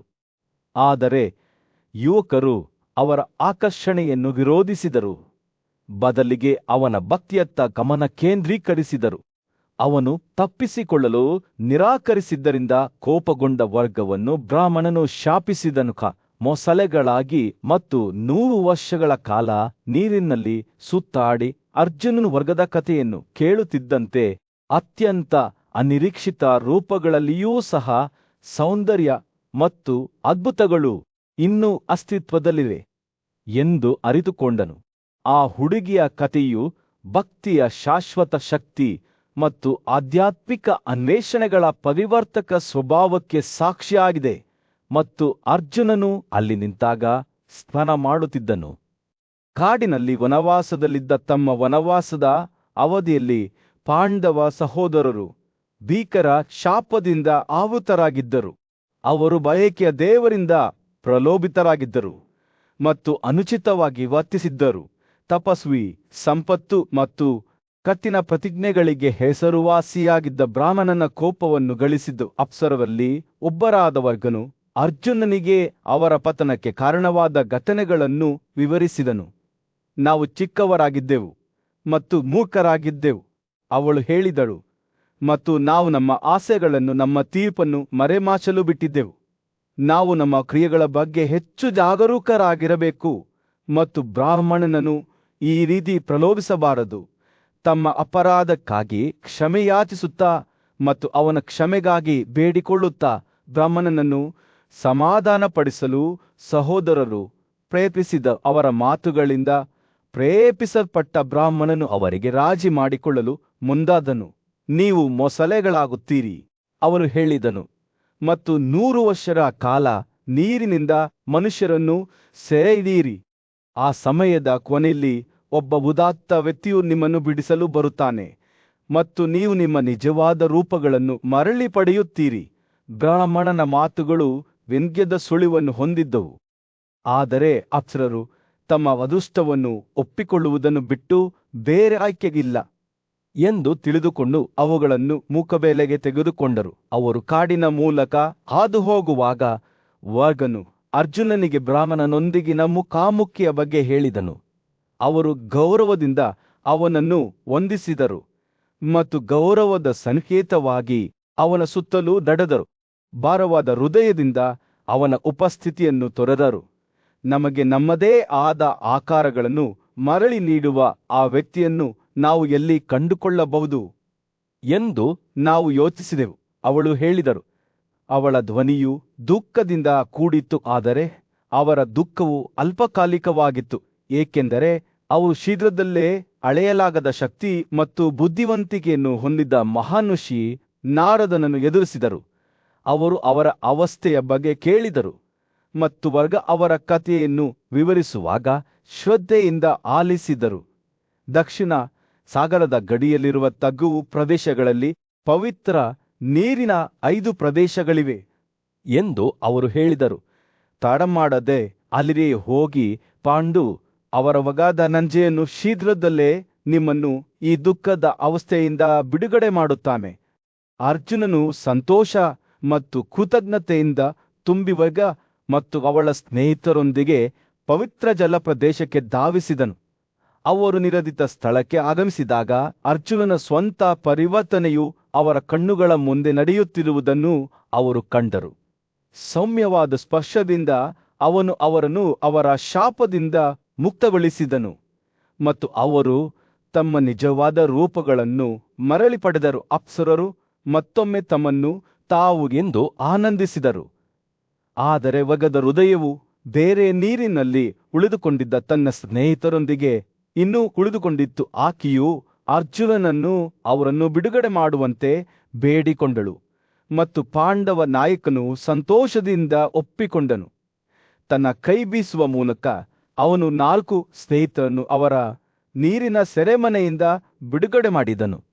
ಅವ ಹಿಂದಿನ ವೈಭವವನ್ನು ಪುನಃ ಸ್ಥಾಪಿಸಿದನು. ತಮ್ಮ ಶಾಪವನ್ನು ತೆಗೆದುಹಾಕಿದ ನಂತರ ಅಪ್ಸರರು ತಮಗೆ ಇಷ್ಟವಾದ ಸ್ಥಳಕ್ಕೆ ಹೋಗಲು ಮುಕ್ತರಾಗಿದ್ದರು. ವರ್ಗ ಅವರ ಆಲೋಚನೆಗಳು ಆತನನ್ನು ಹುಟ್ಟಿಸಿದ ಆಕೆಯ ಪ್ರೀತಿಯ ಪತ್ನಿ ಚಿತ್ರಾಂಗದ ಕಡೆಗೆ ತಿರುಗಿತು. ಅರ್ಜುನನು ತನ್ನ ಪ್ರಯಾಣವನ್ನು ಮುಂದುವರೆಸಿದಾಗ ಅವನು ಪವಿತ್ರ ಜಲಗಳು ಮತ್ತು ಪವಿತ್ರ ಸ್ಥಳಗಳ ಉಸಿರುಗಟ್ಟಿಸುವ ಸೌಂದರ್ಯವನ್ನು ಆನಂದಿಸುತ್ತಾ ಪಶ್ಚಿಮ ಸಾಗರದ ತೀರಗಳಲ್ಲಿ ಅಲೆದಾಡಿದನು. ಅವನ ಅಳೆಯಲಾಗದ ಪರಾಕ್ರಮವು ಅವನನ್ನು ಪ್ರವಾಸಕ್ಕೆ ಕರೆದೊಯ್ಯಿತು. ಇದು ಎಷ್ಟು ಸಂತೋಷಕರವಾದ ಪ್ರದೇಶವಾಗಿದ್ದು ದೇವರುಗಳು ಅದರ ಮೇಲೆ ಮುಗುಳ್ನಕ್ಕಂತೆ ಭಾಸವಾಗುತ್ತಿತ್ತು. ಮಧುವಿನ ಹಂತಕನಾದ ಕೃಷ್ಣನಿಗೆ ಅವಳ ಆಗಮನದ ಬಗ್ಗೆ ಸ್ವಲ್ಪವೇ ತಿಳಿದಿತ್ತು. ಕೃಷ್ಣನ ಕುತೂಹಲವು ಅವನನ್ನು ಹೆಚ್ಚಿಸಿತ್ತು ಮತ್ತು ಅವನು ತಮ್ಮ ಆತ್ಮೀಯ ಸ್ನೇಹಿತ ಮತ್ತು ಸಹ ಋಷಿಯಾದ ಅರ್ಜುನನನ್ನು ಭೇಟಿಯಾಗಲು ಆತುರಪಟ್ಟನು. ಅವರು ಮತ್ತೆ ಒಂದಾಗುತ್ತಿದ್ದಂತೆ ಒಬ್ಬರನ್ನೊಬ್ಬರು ಪ್ರೀತಿಯಿಂದ ಅಪ್ಪಿಕೊಂಡು ವಾಸುದೇವನು ಅರ್ಜುನನನ್ನು ಅವನ ಪ್ರಯಾಣದ ಬಗ್ಗೆ ಕೇಳಿದನು. ಅವನು ಏಕೆ ಭೂಮಿಯಲ್ಲಿ ಅಲೆದಾಡುತ್ತಿದ್ದಾನೆ ಎಂದು ಕೇಳಿದನು. ಈ ಎಲ್ಲಾ ಪವಿತ್ರ ದೃಶ್ಯಗಳನ್ನು ನೋಡಿದನು. ಆಶ್ಚರ್ಯದಿಂದ ತುಂಬಿದ ಹೃದಯದಿಂದ ಅರ್ಜುನನು ತನ್ನ ಪ್ರಯಾಣದಲ್ಲಿ ನಡೆದ ಎಲ್ಲವನ್ನೂ ವಿವರಿಸಿದನು. ಕೃಷ್ಣನು ತನ್ನ ಮಾತನ್ನು ಶ್ರದ್ಧೆಯಿಂದ ಆಲಿಸಿದನು, ಕಾಲಕಾಲಕ್ಕೆ ತಲೆಯಾಡಿಸಿದನು. ಇದು ನಿಜವಾಗಿಯೂ ತನಗಾಗಿ ರೂಪಿಸಲಾದ ಮಾರ್ಗವಾಗಿದೆ ಎಂದು ದೃಢೀಕರಿಸಿದಂತೆ ಇದು ಹೀಗಿರಬೇಕು ಎಂದು ಅವನು ಅಂತಿಮವಾಗಿ ಸೌಮ್ಯವಾದ ನಗುವಿನೊಂದಿಗೆ ಹೇಳಿದನು. ಆದ್ದರಿಂದ ಇಬ್ಬರು ಸ್ನೇಹಿತರು ಪರಸ್ಪರವ ಸಹವಾಸದಲ್ಲಿ ತೊಡಗಿಕೊಂಡು ಮತ್ತು ತಮ್ಮ ಸಾಹಸಗಳ ಕಥೆಗಳನ್ನು ಹಂಚಿಕೊಳ್ಳುತ್ತಾ ಪ್ರವಾಸದಲ್ಲಿ ಸ್ವಲ್ಪ ಸಮಯ ಕಳೆದರೂ ಸೂರ್ಯನು ಮುಳುಗಲು ಪ್ರಾರಂಭಿಸಿದಾಗ ಅವರು ರಾಯವಟಕ ಪರ್ವತಕ್ಕೆ ತೆರಳಲು ನಿರ್ಧರಿಸಿದರು. ಅಲ್ಲಿ ಕೃಷ್ಣನು ಅರ್ಜುನನಿಗೆ ಭವ್ಯವಾದ ಸ್ವಾಗತವನ್ನು ಸಿದ್ಧಪಡಿಸುವಂತೆ ತನ್ನ ಕುಶಲಕರ್ಮಿಗಳಿಗೆ ಸೂಚನೆ ನೀಡಿದನು. ಪರ್ವತವನ್ನು ವರ್ಣರಂಜಿತ ಅಲಂಕಾರಗಳಿಂದ ಅಲಂಕರಿಸಲಾಗಿತ್ತು ಮತ್ತು ವಾಸುದೇವನ ಆಜ್ಞೆಯ ಮೇರೆಗೆ ಹೇರಳವಾದ ಆಹಾರವನ್ನು ಸಂಗ್ರಹಿಸಲಾಗಿತ್ತು. ರಾತ್ರಿ ಬೀಳುತ್ತಿದ್ದಂತೆ ಅರ್ಜುನನು ಚೆನ್ನಾಗಿ ಅಲಂಕರಿಸಿದ ಹಾಸಿಗೆಯ ಮೇಲೆ ಕುಳಿತು ದೀಪಗಳ ಮೃದುವಾದ ಹೊಳಪಿನಿಂದ ಸುತ್ತುವರಿದು ನಟರು ಮತ್ತು ನರ್ತಕರ ಪ್ರದರ್ಶನಗಳನ್ನು ವೀಕ್ಷಿಸುತ್ತಿದ್ದನು. ಅರ್ಜುನನು ತನ್ನ ಸ್ನೇಹಿತನೊಂದಿಗೆ ಇರುವುದರ ಸಂತೋಷದಿಂದ ಸಂಗೀತ ಮತ್ತು ನಗು ಗಾಳಿಯನ್ನು ತುಂಬಿಕೊಂಡಿತ್ತು. ಆದರೆ ಶೀಘ್ರದಲ್ಲೇ ಅವನನ್ನು ನಿದ್ರೆಯು ಆವರಿಸಿಕೊಂಡಿತು. ವೀಣೆಯ ಸಿಹಿ ರಾಗಗಳು ಮತ್ತು ಬಾಣಬಿರುಸುಗಳ ಪನೇಗ್ರಿಕ್ಸ್ನಿಂದ ಆವರಿಸಿತು. ಮರುದಿನ ಬೆಳಿಗ್ಗೆ ಅವನು ಎಚ್ಚರವಾದಾಗ ರಿಫ್ರೆಶ್ ಮತ್ತು ಚೈತನ್ಯಗೊಂಡ ವಾಸುದೇವನು ಅವನನ್ನು ಪ್ರೀತಿಯಿಂದ ಸ್ವಾಗತಿಸಿದನು ಮತ್ತು ಅವರು ತಮ್ಮ ದಿನವನ್ನು ಹೊಸದಾಗಿ ಪ್ರಾರಂಭಿಸಿದರು. ಅಗತ್ಯವಾದ ಆಚರಣೆಗಳು ಮತ್ತು ಸಮಾರಂಭಗಳನ್ನು ಮಾಡಿದ ನಂತರ ಅರ್ಜುನನನ್ನು ಕೃಷ್ಣನು ಮತ್ತೊಮ್ಮೆ ಪ್ರೀತಿಯಿಂದ ಎದುರಿಸಿದನು. ಅವರು ಒಟ್ಟಿಗೆ ಚಿನ್ನದ ರಥದಲ್ಲಿ ಯಾದವರ ರಾಜಧಾನಿಯಾದ ದ್ವಾರಕಾದತ್ತ ಸವಾರಿ ಮಾಡಿದರು. ಅವರು ನಗರವನ್ನು ಪ್ರವೇಶಿಸಿದಾಗ ಅರ್ಜುನನನ್ನು ಅದರ ನಾಗರಿಕರಿಂದ ಪ್ರೀತಿ ಮತ್ತು ಗೌರವದಿಂದ ಸ್ವಾಗತಿಸಲಾಯಿತು. ಎಲ್ಲಾ ವರ್ಗದ ಜನರಿಂದ ಬೀದಿಗಳು ತುಂಬಿದ್ದವು. ಪುರುಷರು, ಮಹಿಳೆಯರು ಮತ್ತು ಮಕ್ಕಳು ಸಮಾನವಾಗಿ ಪಾಂಡವ ನಾಯಕನ ಒಂದು ನೋಟವನ್ನು ನೋಡಲು ಒಟ್ಟುಗೂಡಿದರು. ಯಾದವ ಬುಡಕಟ್ಟಿನ ಯುವಕರು ಅವರನ್ನು ಆತ್ಮೀಯವಾಗಿ ಸ್ವಾಗತಿಸಿ ತಮ್ಮ ಹಿರಿಯನನ್ನು ತಮ್ಮ ಹಿರಿಯರಂತೆ ಅಪ್ಪಿಕೊಂಡರು. ಅರ್ಜುನನು ತನ್ನ ಗೌರವಕ್ಕೆ ಅರ್ಹರಾದವರನ್ನು ಪೂಜಿಸುವ ಮೂಲಕ ಪ್ರತಿಯಾಗಿ ಅವರ ಆಶೀರ್ವಾದವನ್ನು ಸ್ವೀಕರಿಸಿದನು. ಆದ್ದರಿಂದ ಅವನು ಅಮೂಲ್ಯ ರತ್ನಗಳು ಮತ್ತು ಆನಂದದ ಪ್ರತಿಯೊಂದು ವಸ್ತುಗಳಿಂದ ತುಂಬಿದ್ದ ಕೃಷ್ಣನ ಭವ್ಯವಾದ ಭವನದಲ್ಲಿ ವಾಸಿಸಲು ಪ್ರಾರಂಭಿಸಿದನು. ಅನೇಕ ದಿನಗಳ ಕಾಲ ಇಬ್ಬರು ಸ್ನೇಹಿತರು ಒಟ್ಟಿಗೆ ವಾಸಿಸುತ್ತಿದ್ದರು. ಕಥೆಗಳು, ನಗು ಮತ್ತು ಸಾಹಸಗಳನ್ನು ಹಂಚಿಕೊಳ್ಳುತ್ತಿದ್ದರು. ತಮ್ಮ ಭವ್ಯ ಉತ್ಸವಕ್ಕಾಗಿ ಋಷಿಗಳು ಮತ್ತು ಅಂಧಕರು ಒಟ್ಟುಗೂಡಿದಾಗ ಸೂರ್ಯನಿಂದ ಚುಂಬಿಸಲ್ಪಟ್ಟ ರಾಯವಟಕ ಪರ್ವತವು ಉತ್ಸಾಹದಿಂದ ತುಂಬಿತ್ತು. ಭವ್ಯವಾದ ಬೆಟ್ಟದ ಮೂಲೆಗಳನ್ನು ಅಲಂಕರಿಸಿದ ಸಂಗೀತ, ನೃತ್ಯ ಮತ್ತು ರೋಮಾಂಚಕ ಬಣ್ಣಗಳಿಂದ ಗಾಳಿಯು ಜೀವಂತವಾಗಿತ್ತು. ಎಲ್ಲಾ ವರ್ಗದ ಸಾವಿರಾರು ಜನರು ಸಂಭ್ರಮಾಚರಣೆ ಮಾಡಲು ಬಂದಿದ್ದರು. ಅವರ ಮುಖಗಳು ಸಂತೋಷ ಮತ್ತು ನಿರೀಕ್ಷೆಯಿಂದ ಹೊಳೆಯುತ್ತಿದ್ದವು. ಉತ್ಸವಗಳು ಪ್ರಾರಂಭವಾದಾಗ ಋಷಿಗಳು ಮತ್ತು ಅಂಧಕರು ಬ್ರಾಹ್ಮಣರ ಮೇಲೆ ಸಾವಿರಾರು ಸಂಖ್ಯೆಯಲ್ಲಿ ಸಂಪತ್ತನ್ನು ಸುರಿಸಿದರು. ಇದು ಅವರ ಔದಾರ್ಯ ಮತ್ತು ಭಕ್ತಿಗೆ ಸಾಕ್ಷಿಯಾಗಿದೆ. ಪರ್ವತದ ಸುತ್ತಲಿನ ಪ್ರದೇಶವು ಬೆರಗುಗೊಳಿಸುವ ದೃಶ್ಯವಾಗಿ ಮಾರ್ಪಟ್ಟಿತು. ಅಮೂಲ್ಯವಾದ ಆಭರಣಗಳಂತೆ ಹೊಳೆಯುವ ಮಹಲುಗಳು ಮತ್ತು ಕೃತಕ ಮರಗಳು ಸೌಮ್ಯವಾದ ಗಾಳಿಯಲ್ಲಿ ತೂಗಾಡುತ್ತಿದ್ದವು. ಸಂಗೀತಗಾರರು ಉತ್ಸಾಹಭರಿತ ರಾಗವನ್ನು ಹಾಡಿದರು. ನರ್ತಕರು ಪರಿಪೂರ್ಣ ಸಾಮರಸ್ಯದಿಂದ ಚಲಿಸಿದರು ಮತ್ತು ಗಾಯಕರು ಉತ್ಸಾಹದಿಂದ ಹಾಡಿದರು. ಗಾಳಿಯನ್ನು ಸಿಹಿ ಮಧುರಗಳಿಂದ ತುಂಬಿದರು. ಹರ್ಷೋದ್ಗಾರ ಮಾಡುವವರಲ್ಲಿ ವೃಷ್ಣಿ ಕುಲದ ಯುವಕರು ಇದ್ದರು. ಅವರ ಮುಖಗಳು ಶಕ್ತಿಯಿಂದ ಹೊಳೆಯುತ್ತಿದ್ದವು ಮತ್ತು ಕಲ್ಪಿಸಬಹುದಾದ ಪ್ರತಿಯೊಂದು ಆಭರಣಗಳಿಂದ ಅಲಂಕರಿಸಲ್ಪಟ್ಟವು. ಅವರು ಚಿನ್ನದ ರಥಗಳಲ್ಲಿ ಸವಾರಿ ಮಾಡಿದರು. ಮೇಲಿನಿಂದ ಸ್ವರ್ಗದಿಂದ ದೇವತೆಗಳಂತೆ ಕಾಣುತ್ತಿದ್ದರು. ನಾಗರಿಕರು ತಮ್ಮ ಪತ್ನಿಯರು ಮತ್ತು ಅನುಯಾಯಿಗಳೊಂದಿಗೆ ಪರ್ವತವನ್ನು ಒಟ್ಟುಗೂಡಿಸಿದರು. ಅವರ ನಗು ಮತ್ತು ಒಟಗುಟ್ಟುವಿಕೆಯು ಗಾಳಿಯನ್ನು ತುಂಬಿತ್ತುಲಾರದ ಹಲದರ ವಲರಾಮ, ಒಬ್ಬ ಮೋಜಿನ ವ್ಯಕ್ತಿ, ಮುಕ್ತವಾಗಿ ತಿರುಗಾಡುತ್ತಿದ್ದನು. ಅವನ ಕಣ್ಣುಗಳು ಸಂತೋಷದಿಂದ ಹೊಳೆಯುತ್ತಿದ್ದವು. ಅವನನ್ನು ಸಂಗೀತಗಾರರು ಮತ್ತು ಗಾಯಕರು ಹಿಂಬಾಲಿಸಿದರು. ವೃಷ್ಟಿಗಳ ಪ್ರಬಲ ರಾಜ ಉಗ್ರಸೇನನು ತನ್ನ 1000 ಪತಿಯರೊಂದಿಗೆ ಹಬ್ಬದ ವೈಭವವನ್ನು ಹೆಚ್ಚಿಸಿದನು. ಪ್ರೌಮಿನೇಯ ಮತ್ತು ಶಾಮ ಯುದ್ಧಕ್ಕೆ ಸದಾ ಸಿದ್ಧರಾಗಿ ಹೂರಿನ ಹಾರಗಳು ಮತ್ತು ದುಬಾರಿ ಉಡುಪನ್ನು ಧರಿಸಿದ್ದರು. ಅವರ ಮುಖಗಳು ಉತ್ಸಾಹದಿಂದ ಹೊಳೆಯುತ್ತಿದ್ದವು. ಆಚರಣೆಯು ಉತ್ತುಂಗಕ್ಕೇರುತ್ತಿದ್ದಂತೆ ಅಕ್ರೂರ, ಸರಣ, ಗದಾ, ವಬ್ರುನಿಸಾತ, ಚಾರುದೇಶ್ನ, ಪುತು ವಿಪರೀತು ಸತ್ಯಕ ಸತ್ಯಕಿ ಬಂಧಕರ ಮಹಾದವ ಹಾರ್ದಿಕ್ ಮತ್ತು ಉದ್ಧವ ಪ್ರವಿಷ್ಣಿ ವಂಶದ ಎಲ್ಲಾ ಪ್ರಮುಖ ವ್ಯಕ್ತಿಗಳು ತಮ್ಮ ಪತ್ನಿಯರೊಂದಿಗೆ ಗಾಯಕರ ತಂಡಗಳೊಂದಿಗೆ ಆಗಮಿಸಿದರು. ಪರ್ವತ ಉತ್ಸವವು ನಿಜವಾಗಿಯೂ ನೋಡಬೇಕಾದ ದೃಶ್ಯವಾಗಿತ್ತು. ಈ ವೈಭವದ ನಡುವೆ ವಾಸುದೇವ ಮತ್ತು ಪಾರ್ಥ ಅರ್ಜುನ ಒಟ್ಟಾಗಿ ಅಲೆದಾಡಿದವು. ಆಚರಣೆಯ ಎಲ್ಲಾ ವಿವರಗಳನ್ನು ತೆಗೆದುಕೊಂಡರು. ಅವರು ಸುತ್ತಾಡುತ್ತಿರುವಾಗ ಅವರು ವಾಸುದೇವನ ಸುಂದರ ಮಗಳಾದ ಭದ್ರಳನ್ನು ಕಂಡರು.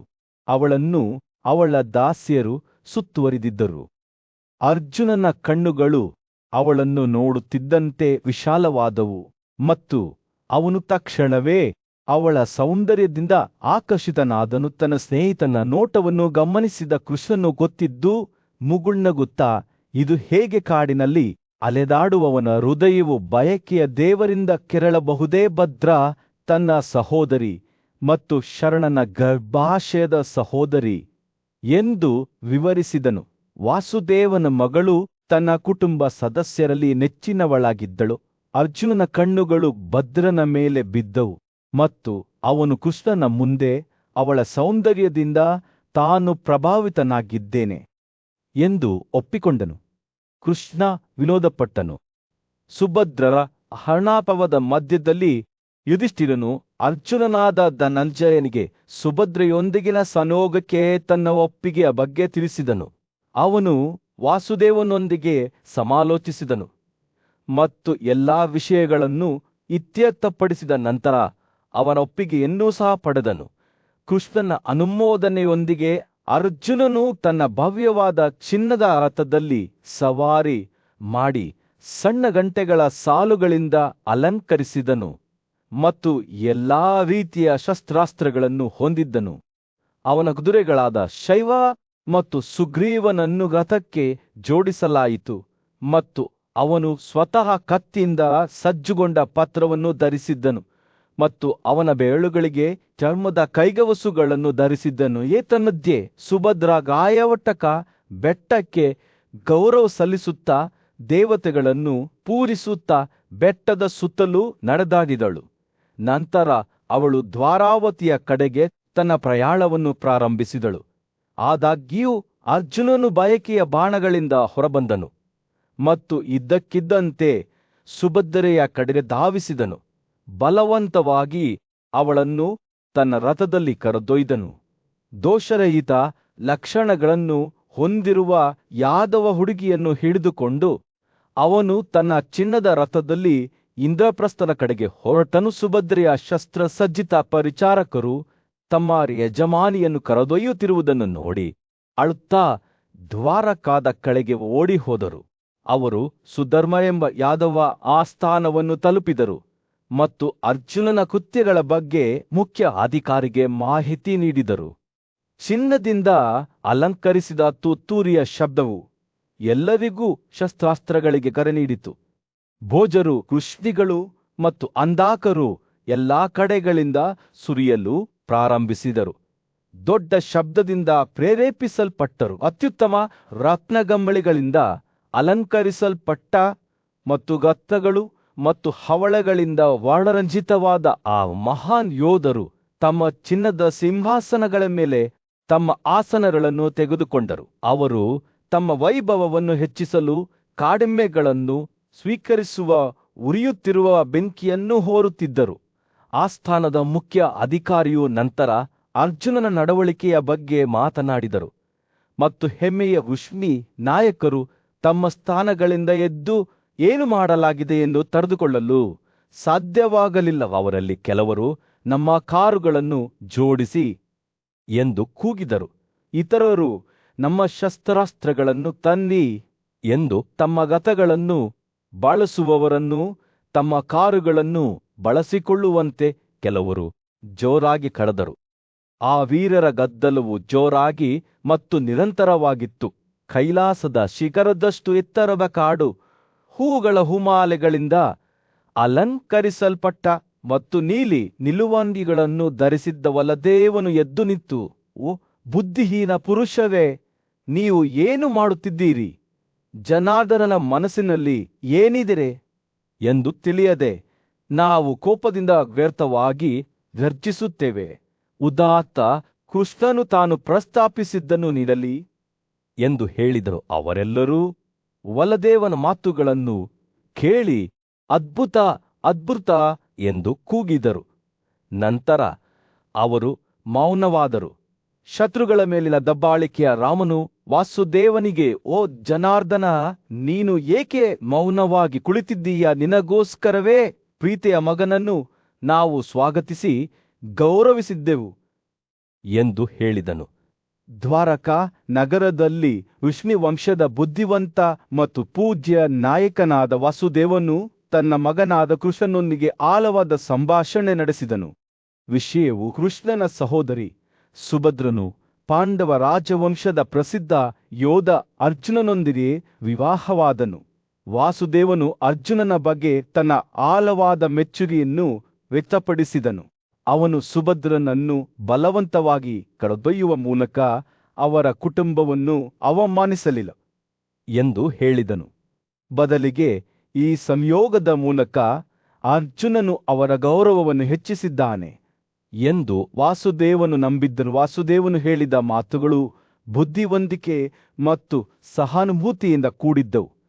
ಅವರು ಮಾನವೀಯ ಸಂಬಂಧಗಳ ಸಂಕೀರ್ಣತೆಗಳನ್ನು ಮತ್ತು ಕುಟುಂಬದ ಐಕ್ಯಗಳ ಅಪೂರ್ಣತೆಗಳನ್ನು ಒಪ್ಪಿಕೊಂಡರು. ಅವರು ಪಾರ್ಥ, ಅರ್ಜುನ ಮತ್ತು ಸುಭದ್ರ ಇಬ್ಬರ ಗೌರವಾನ್ವಿತ ಖ್ಯಾತಿಯನ್ನು ಮತ್ತು ಅವರ ಒಕ್ಕೂಟವು ಅವರ ಕುಟುಂಬಗಳಿಗೆ ಹೇಗೆ ಗೌರವವನ್ನು ತರುತ್ತದೆ ಎಂಬುದನ್ನು ಸಹ ಗುರುತಿಸಿದರು.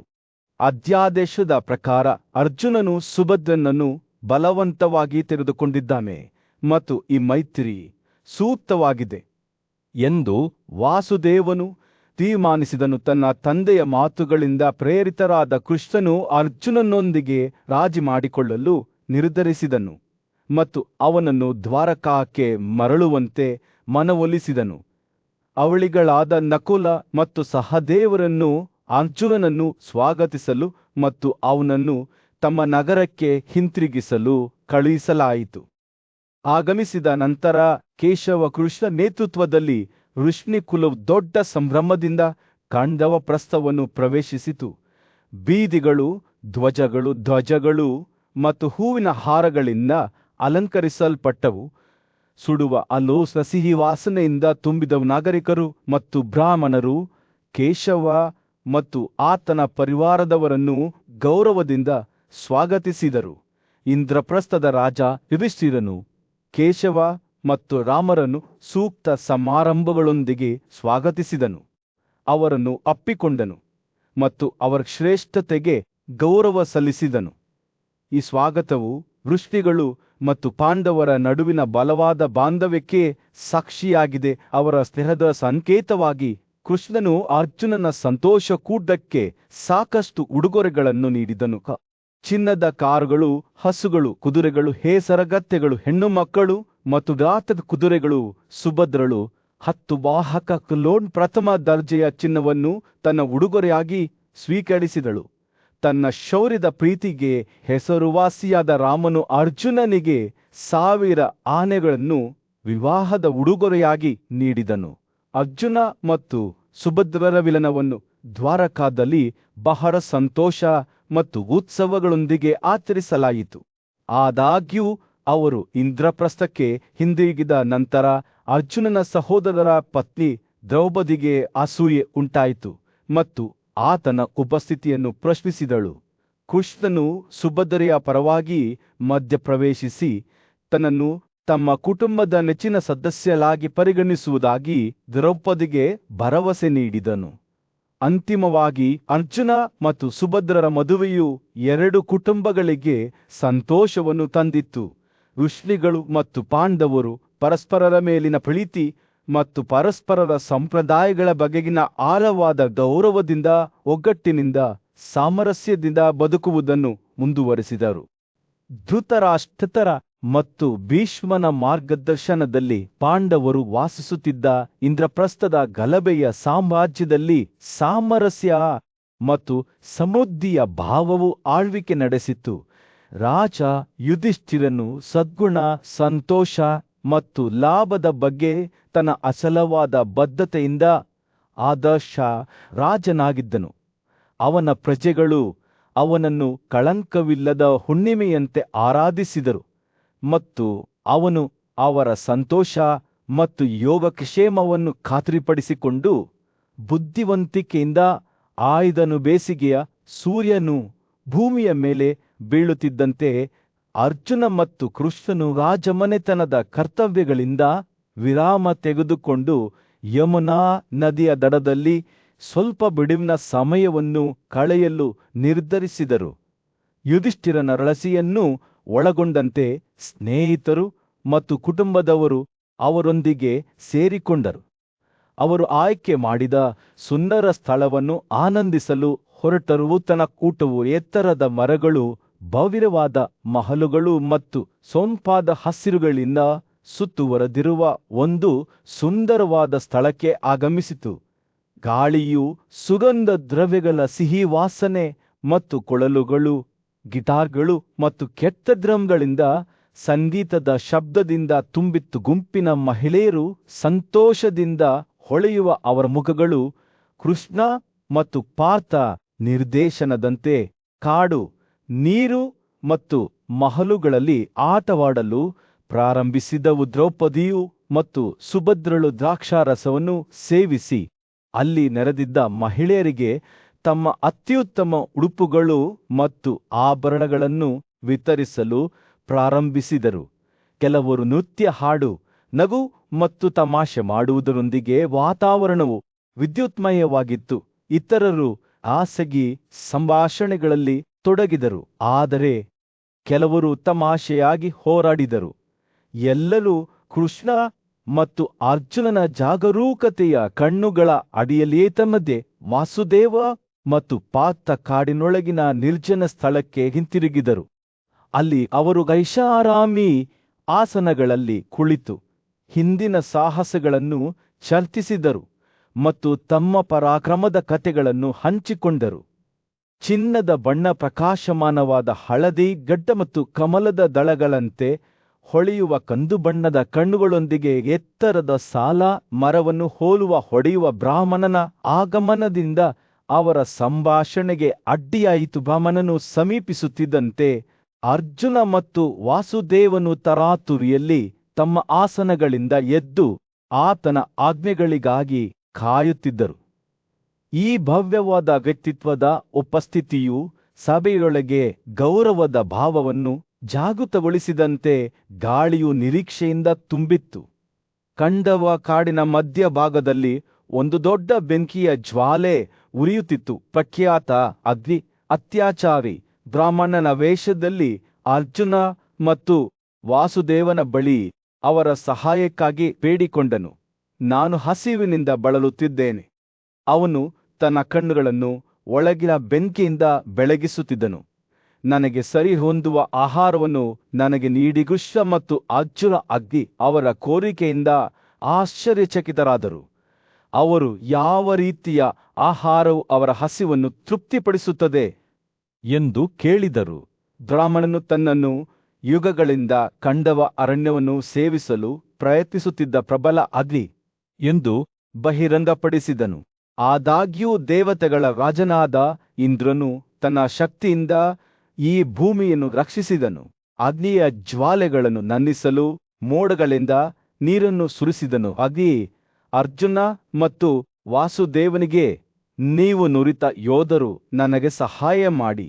ನಾನು ಈ ಅರಣ್ಯವನ್ನು ನನ್ನ ಆಹಾರವಾಗಿ ಸೇವಿಸುತ್ತೇನೆ ಎಂದು ಬೇಡಿಕೊಂಡನು. ಇಂದ್ರನ ಸ್ನಾನವನ್ನು ತಡೆಗಟ್ಟಲು ಮತ್ತು ಅವನು ಅರಣ್ಯವನ್ನು ಸೇವಿಸುವಾಗ ಯಾವುದೇ ಜೀವಿಗಳು ತಪ್ಪಿಸಿಕೊಳ್ಳದಂತೆ ನೋಡಿಕೊಳ್ಳಲು ಅವನು ಅವರಿಗೆ ಹೇಳಿದನು. ಭೂತಕಾಲದ ಬಗ್ಗೆ ತಿಳಿದುಕೊಳ್ಳಲು ಉತ್ಸುಕನಾಗಿದ್ದ ರಾಜ ಜನಮೇಜಯನೊಬ್ಬ ಅಗ್ನಿಗೆ ಕಂಡವನನ್ನು ಸೇವಿಸುವ ಬಳಕೆಯ ಹಿಂದಿನ ಕಥೆಯನ್ನು ವಿಚಾರಿಸಿದನು. ವೈಶಂಪಾಯನನು ಕಥೆಯನ್ನು ಹೇಳಲು ಪ್ರಾರಂಭಿಸಿದನು. ಪ್ರಾಚೀನ ಕಾಲದಲ್ಲಿ ಶ್ವೇತಕಿ ಎಂಬ ಪ್ರಬಲ ಮತ್ತು ಬುದ್ಧಿವಂತ ರಾಜನಿದ್ದನು. ಅವನು ತನ್ನ ಶಕ್ತಿ, ಪರಾಕ್ರಮ ಮತ್ತು ಬುದ್ಧಿವಂತಿಕೆಗೆ ಹೆಸರುವಾಸಿಯಾಗಿದ್ದನು. ರಾಜ ಶ್ವೇತಕಿ ಹಲವಾರು ತ್ಯಾಗಗಳನ್ನು ಮಾಡಿದನು ಬ್ರಾಹ್ಮಣರಿಗೆ ದೊಡ್ಡ ಮೊತ್ತದ ಸಂಪತ್ತನ್ನು ದಾನ ಮಾಡಿದನು. ಆದಾಗ್ಯೂ ಈ ಆಚರಣೆಗಳಲ್ಲಿ ಅವನಿಗೆ ಸಹಾಯ ಮಾಡುವ ಜವಾಬ್ದಾರಿಯನ್ನು ಹೊಂದಿದ್ದ ಅವನ ಮದ್ವಿಕಳು ನಿರಂತರ ಹೊಗೆ ಮತ್ತು ಆಯಾಸದಿಂದ ಆಯಾಸಗೊಂಡ ರಾಜನು ತನ್ನ ಯಜ್ಞವನ್ನು ಪೂರ್ಣಗೊಳಿಸಲು ನಿರ್ಧರಿಸಿದ ರಾಜ ಶ್ವೇತಾಕಿಯು ತನಗೆ ಸಹಾಯ ಮಾಡಲು ಹೊಸ ಪುರೋಹಿತರನ್ನು ಆಹ್ವಾನಿಸಿದನು. ಆದರೆ ಅವರು ಸಹ ನಿರಾಕರಿಸಿದರು. ಸಹಾಯಕ್ಕಾಗಿ ರಾಜನು ದೇವತೆಯಾದ ರುದ್ರನ ಬಳಿಗೆ ಹೋಗಬೇಕು ಎಂದು ಹೇಳಿದರು. ಕೋಪಗೊಂಡ ಮತ್ತು ವಿನಮ್ರನಾದ ರಾಜ ಶ್ವೇತಾಕಿಯು ಕೈಲಾಸ ಪರ್ವತಗಳಿಗೆ ಹಿಂತಿರುಗಿದನು. ಅಲ್ಲಿ ಅವನು ತೀವ್ರ ತಪಸ್ಸಿಗೆ ತನ್ನನ್ನು ಅರ್ಪಿಸಿಕೊಂಡನು. ಅವನು 6 ತಿಂಗಳ ಕಾಲ ಕೈಗಳನ್ನು ಮೇಲಕ್ಕೆತ್ತಿ ಕಣ್ಣುಗಳನ್ನು ನೆಲದ ಮೇಲೆ ಇಟ್ಟುಕೊಂಡು ನಿರ್ದಿಷ್ಟ ಗಂಟೆಗಳಲ್ಲಿ ಹಣ್ಣುಗಳು ಮತ್ತು ಬೇರುಗಳ ಮೇಲೆ ಮಾತ್ರ ಬದುಕುಳಿದನು. ಅವನ ತಪಸ್ಸು ಎಷ್ಟು ತೀವ್ರವಾಗಿತ್ತೆಂದರೆ ರುದ್ರನೂ ಸಹ ಅವನ ಭಕ್ತಿಯಿಂದ ಪ್ರಭಾವಿತನಾದನು. ದೇವರು ರಾಜ ಶ್ವೇತಾಕಿಯ ಮುಂದೆ ಕಾಣಿಸಿಕೊಂಡನು. ನಿನ್ನ ತಪಸ್ಸಿನಿಂದ ನನಗೆ ಸಂತೋಷವಾಗಿದೆ. ಓ ರಾಜನೇ, ಒಂದು ವರವನ್ನು ಕೇಳು. ರಾಜನು ತನ್ನ ಯಜ್ಞವನ್ನು ಪೂರ್ಣಗೊಳಿಸಲು ರುದ್ರನ ಸಹಾಯವನ್ನು ಕೋರಿದನು. ಆದರೆ ಅವನು ನೇರವಾಗಿ ಭಾಗವಹಿಸುವುದಿಲ್ಲ ಎಂದು ದೇವರು ಉತ್ತರಿಸಿದನು. ಬದಲಿಗೆ ಅವನು ಒಂದು ಷರತ್ತನ್ನು ಪ್ರಸ್ತಾಪಿಸಿದನು. ರಾಜ ಶ್ವೇತಾಕಿಯು 12 ವರ್ಷಗಳ ಕಾಲ ಬ್ರಹ್ಮಚಾರಿ ಜೀವನವನ್ನು ನಡೆಸಲು ಸಾಧ್ಯವಾದರೆ ಯಾವುದೇ ಅಡೆತಡೆ ಇಲ್ಲದೆ ಬೆಂಕಿಯಲ್ಲಿ ಧೂಪದ್ರವ್ಯವನ್ನು ಸುರಿಯುತ್ತಾನೆ. ನಂತರ ಅವನು ಬಯಸಿದ್ದನ್ನು ಅವನಿಗೆ ನೀಡುತ್ತಾನೆ. ರಾಜ ಶ್ವೇತಾಕಿಯು ಸವಾಲನ್ನು ಸ್ವೀಕರಿಸಿದನು ಮತ್ತು ರುದ್ರನ ಷರತ್ತನ್ನು ಪೂರೈಸಿದನು. 12 ವರ್ಷಗಳ ನಂತರ ಅವನು ತನ್ನ ಭಕ್ತಿಯಿಂದ ಸಂತೋಷಗೊಂಡ ಮಹೇಶ್ವರನ ಬಳಿಗೆ ಮರಳಿದನು. ಆದಾಗ್ಯೂ ರುದ್ರನು ವಿವರಿಸಿದನು, ದೇವತೆಗಳ ಸಾಮ್ರಾಜ್ಯದಲ್ಲಿ ಹವ್ಯವಾಹನ ಎಂದು ಕರೆಯಲ್ಪಡುವ ಉರಿಯುತ್ತಿರುವ ದೇವತೆಯಾದ ಅಗ್ನಿ ತನ್ನ ತಂದೆ ಬ್ರಹ್ಮನ ಮುಂದೆ ನಿಂತನು. ಅವನ ಮುಖವು ಕೋಪ ಮತ್ತು ನಿರಾಶೆಯ ಮಿಶ್ರಣದಿಂದ ಕೆತ್ತಲ್ಪಟ್ಟಿತು. ಅವನ ಸಾಮಾನ್ಯವಾಗಿ ಪ್ರಕಾಶಮಾನವಾದ ರೂಪವು ಇಂದ್ರನ ಆಕಾಶ ಶಕ್ತಿಗಳೊಂದಿಗಿನ ಅವನ ಇತ್ತೀಚಿನ ಮುಖಾಮುಖಿಯ ದೀರ್ಘಕಾಲದ ನೋವಿನಿಂದ ಮಂದವಾಗಿತ್ತು. ಅಗ್ನಿ ಕಂಡವ ಅರಣ್ಯದಲ್ಲಿ ನಡೆದ ಘಟನೆಗಳನ್ನು ವಿವರಿಸುತ್ತಿದ್ದಂತೆ ಅಜ್ಜಿಯ ವ್ಯಕ್ತಿತ್ವವು ಗಮನದಿಂದ ಆಲಿಸುತ್ತಿತ್ತು. ಬುದ್ಧಿವಂತ ಮತ್ತು ಸರ್ವಜ್ಞನಾದ ಬ್ರಹ್ಮನು ಅಗ್ನಿಯ ಕಥೆಯನ್ನು ಕೇಳಿದ ನಂತರ ಚಿಂತನಶೀಲವಾಗಿ ತಲೆಯಾಡಿಸಿದನು. ಮಾತನಾಡುವ ಮೊದಲು ಅವನು ಒಂದು ಕ್ಷಣ ಯೋಚಿಸಿದನು. ಓ ಪಾಪರಹಿತನೇ, ಇಂದು ಅರಣ್ಯವನ್ನು ನಾಶ ಮಾಡುವ ನಿನ್ನ ಬಯಕೆಯನ್ನು ಇಂದ್ರನ ಉಪಸ್ಥಿತಿಯಲ್ಲಿಯೂ ನಾನು ಪೂರೈಸುತ್ತೇನೆ. ಅವನ ಮಾತುಗಳು ಆತ್ಮವಿಶ್ವಾಸದ ಗಾಳಿಯಿಂದ ಸುರಿಯುತ್ತಿದ್ದವು. ಅವನು ಮುಂದುವರಿಸುತ್ತಾ, ದೈವಿಕ ಅವಳಿಗಳಾದ ನರ ಮತ್ತು ನಾರಾಯಣರು ಭೂಮಿಯ ಮೇಲೆ ಮಾನವ ರೂಪವನ್ನು ಪಡೆದುಕೊಂಡಿದ್ದಾರೆ. ಅವರನ್ನು ಅರ್ಜುನ ಮತ್ತು ವಾಸುದೇವ ಎಂದು ಕರೆಯಲಾಗುತ್ತದೆ ಮತ್ತು ಅವರು ನೀವು ಸೇವಿಸಲು ಬಯಸುವ ಕಾಡಿನಲ್ಲಿಯೇ ವಾಸಿಸುತ್ತಾರಾದಿ. ಅವರ ಕಣ್ಣುಗಳು ಆಶೆಯಿಂದ ಬೆಳಗಿದವು. ಅವರು ಈ ಇಬ್ಬರ ಕಡೆಗೆ ತ್ವರಿತವಾಗಿ ಧಾವಿಸಿದರು. ಅವರು ತಮ್ಮ ತಪಸ್ವಿ ಆಚರಣೆಗಳ ಮಧ್ಯದಲ್ಲಿ ಪ್ರಕೃತಿಯ ಶಾಂತವಾದ ಸೌಂದರ್ಯದಿಂದ ಸುತ್ತುವರಿದಿರುವುದನ್ನು ಅವರು ಕಂಡರು. ಅಗ್ನಿ ದೇವತೆ ತುತ್ತು ಭಾವದಿಂದ ಅವರ ಬಳಿಗೆ ಬಂದು ಬ್ರಹ್ಮನ ಮಾತುಗಳನ್ನು ಹಂಚಿಕೊಂಡರು. ಓ ಅರ್ಜುನ ಮತ್ತು ವಾಸುದೇವ, ನಾನು ಕಂಡವ ಅರಣ್ಯವನ್ನು ಸೇವಿಸಲು ನಿಮ್ಮ ಸಹಾಯವನ್ನು ಪಡೆಯಲು ಬಂದಿದ್ದೇನೆ. ದೇವರುಗಳೇ ನನಗೆ ವಿರುದ್ಧವಾಗಿದ್ದಾರೆ ಎಂದು ತೋರುತ್ತದೆ, ಆದರೆ ನಿಮ್ಮ ಸಹಾಯದಿಂದ ನಾವು ಯಶಸ್ವಿಯಾಗಬಹುದು ಎಂಬ ವಿಶ್ವಾಸ ನನಗಿದೆ. ಅರ್ಜುನ ಎಂದೆಂದಿಗೂ ಯೋಧನಾಗಿದ್ದನು. ಅಗ್ನಿ ಮಾತನಾಡುವುದನ್ನು ಶ್ರದ್ಧೆಯಿಂದ ಆಲಿಸುತ್ತಿದ್ದವು. ಅವನ ಕಣ್ಣುಗಳು ಕುತೂಹಲದಿಂದ ಹೊಳೆಯುತ್ತಿದ್ದವು ಮತ್ತು ಅವನು, ಓ ಪಾವಕ, ಇಂದ್ರನ ಇಚ್ಛೆಗೆ ವಿರುದ್ಧವಾಗಿ ಹೋರಾಡಲು ನನಗೆ ಯಾವುದೇ ಸಮಸ್ಯೆ ಇಲ್ಲ. ಆದರೆ ಈ ಕಾರ್ಯವನ್ನು ಪೂರೈಸಲು ನನಗೆ ಕೆಲವು ವಸತಿಗಳು ಬೇಕಾಗುತ್ತವೆ ಎಂದು ಉತ್ತರಿಸಿದನು. ಅವನು ತನ್ನ ಸುತ್ತಮುತ್ತಲಿನ ಪ್ರದೇಶಗಳನ್ನು ಪರಿಶೀಲಿಸಿದನು ಮುಂದುವರಿಯುವ ಮೊದಲು ನನಗೆ ಯುದ್ಧದಲ್ಲಿ ನನ್ನ ಶಕ್ತಿಯನ್ನು ಹೊಂದಬಲ್ಲ ಬಿಲ್ಲು ಬೇಕು. ಎಂದಿಗೂ ಖಾಲಿಯಾಗದ ಬಾಣಗಳನ್ನು ಬಿಡಿಸುವ ಸಾಮರ್ಥ್ಯ ಮತ್ತು ಗಾಳಿಯ ವೇಗಕ್ಕೆ ಸರಿಹೊಂದುವ ರಥಕೃಷ್ಣ ಎಂದೆಂದಿಗೂ ವಿಷಿ. ಅರ್ಜುನನು ಮಾತನಾಡುವಾಗ ತಿಳಿವಳಿಕೆಯಿಂದ ಮುಗುಳ್ನಕ್ಕನು ಆತ ಗ್ರಹಿಕೆಯಲ್ಲಿ ತಲೆಯಾಡಿಸಿದನು. ಆತನ ಕಣ್ಣುಗಳು ಒಳಗಿನ ಬೆಳಕಿನಿಂದ ಮಿನುಗುತ್ತಿದ್ದವು. ಓ ಅಗ್ನಿ, ನನಗೂ ಈ ಕೆಲಸವನ್ನು ಪೂರೈಸಲು ನನ್ನದೇ ಆದ ಅವಶ್ಯಕತೆಗಳಿವೆ ಎಂದು ತನ್ನ ಧ್ವನಿಯನ್ನು ತಗ್ಗಿಸಿರಿ ಅಳತೆ ಮಾಡಿದನು. ನನಗೆ ಗಾಳಿಯ ವೇಗಕ್ಕೆ ಹೊಂದಿಕೆಯಾಗುವ ಕುದುರೆಗಳು, ಸೂರ್ಯನಂತೆ ಹೊಳೆಯುವ ರಥ ಮತ್ತು ತಮ್ಮ ಕರ್ತವ್ಯದಲ್ಲಿ ಎಂದಿಗೂ ತಪ್ಪಿಸಿಕೊಳ್ಳದ ಬಾಣಗಳು ಬೇಕಾಗಿವೆ. ಅರ್ಜುನ ಮತ್ತು ಕೃಷ್ಣನ ಮಾತುಗಳನ್ನು ಕೇಳುವಾಗ ಅಗ್ನಿಯ ಮುಖವು ಉತ್ಸಾಹದಿಂದ ಹೊಳೆಯಿತು. ಅವರು ಒಟ್ಟಾಗಿ ಯಾವುದೇ ಅಡೆತಡೆಗಳನ್ನು, ಇಂದ್ರನ ಇಚ್ಛೆಯನ್ನೂ ಸಹ ಜಯಿಸಬಹುದು ಎಂದು ಆತನಿಗೆ ತಿಳಿದಿತ್ತು.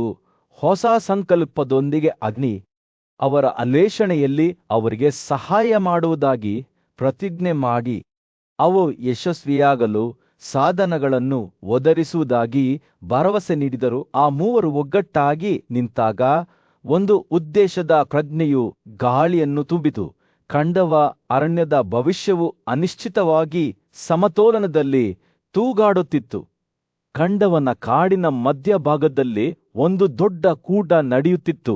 ಪಾಂಡುವಿನ ಮಗ ಅರ್ಜುನನು ಒಂದು ದೊಡ್ಡ ಕಾರ್ಯದಲ್ಲಿ ತನ್ನ ಸಹಾಯವನ್ನು ಕೋರಿ ಅಗ್ನಿ ದೇವತೆಯಾದ ಪಾವಕನ ಪವಿತ್ರ ಧಾಮಕ್ಕೆ ಆಗಮಿಸಿದ್ದನು. ಪಾವಕನು ಅರ್ಜುನನ ಮಾತುಗಳನ್ನು ಗೌರವದಿಂದ ಆಲಿಸಿದನು ಮತ್ತು ನಂತರ ತಲೆಯಾಡಿಸಿದನು. ನೀರಿನ ಒಡೆಯನಾದ ವರುಣನನ್ನು ಕರೆದನು. ಆ ಭವ್ಯವಾದ ದೇವತೆಯಾದ ವರುಣನು ಪಾವಕನ ಮುಂದೆ ಕಾಣಿಸಿಕೊಂಡನು ಮತ್ತು ಸೌಮ್ಯವಾದ ನಗುವಿನೊಂದಿಗೆ ಹೊಗೆಯಿಂದ ಕೂಡಿದ ಆಕಾಶವನ್ನು ಸ್ವಾಗತಿಸಿದನು. ಅವರ ನಡುವಿನ ಸಂಭಾಷಣೆಯು ಸಂಕ್ಷಿಪ್ತವಾಗಿತ್ತು, ಆದರೆ ಮಹತ್ವದ್ದಾಗಿತ್ತು. ವರುಣನು ಪಾವಕನು ಅವನಿಗೆ ಏನನ್ನಾದರೂ ನೀಡಲು ಬಯಸುತ್ತಾನೆ ಎಂದು ತಿಳಿದುಕೊಂಡು ಅವನು ತನ್ನ ಇಚ್ಛೆಯನ್ನು ಪೂರೈಸುತ್ತಾನೆ ಎಂದು ಉತ್ತರಿಸಿದನು. ಪಾವಕನು ನಂತರ ಅರ್ಜುನನಿಗೆ ಅತ್ಯುತ್ತಮ ಬಣ್ಣಗಳಿಂದ ಅಲಂಕರಿಸಲ್ಪಟ್ಟ ಮತ್ತು ಸಂಕೀರ್ಣ ವಿನ್ಯಾಸಗಳಿಂದ ವರ್ಣರಂಜಿತವಾದ ಭವ್ಯವಾದ ಬಿಲ್ಲು ಗಾಂಧೀವವನ್ನು ಹಸ್ತಾಂತರಿಸಿದನು. ಇದು ಸಾಮಾನ್ಯ ಬಿಲ್ಲು ಅಲ್ಲ, ಇದು ಯಾವುದೇ ಶತ್ರುವನ್ನು ಸೋಲಿಸುವ ಸಾಮರ್ಥ್ಯವಿರುವ ಯುದ್ಧದ ಆಕಾಶವಾದ್ಯವಾಗಿತ್ತು. ಅರ್ಜುನನು ಬಿಲ್ಲನ್ನು ಸ್ವೀಕರಿಸಿದಾಗ ಅವನ ಕಣ್ಣುಗಳು ಸಂತೋಷದಿಂದ ಹೊಳೆಯುತ್ತಿದ್ದವು ಮತ್ತು ಅವನು ಅಜೇಯನೆಂದು ಭಾವಿಸಿದನು. ಈ ಉಡುಗೊರೆಯು 3 ಲೋಕಗಳನ್ನು ವಶಪಡಿಸಿಕೊಳ್ಳುವ ಅನ್ವೇಷಣೆಯಲ್ಲಿ ಅವನಿಗೆ ಸಹಾಯ ಮಾಡುತ್ತದೆ ಎಂದು ಅವನಿಗೆ ತಿಳಿದಿತ್ತು. ಪಾವಕನು ನಂತರ ಮಧುವಿನ ಕೊಲೆಗಾರನಾದ ಕೃಷ್ಣನಿಗೆ ಡಿಸ್ಕಸ್, ಅದರ ಮಧ್ಯಭಾಗಕ್ಕೆ ಜೋಡಿಸಲಾದ ಕಬ್ಬಿಣದ ಕಂಬವನ್ನು ಉಡುಗೊರೆಯಾಗಿ ನೀಡಿದನು.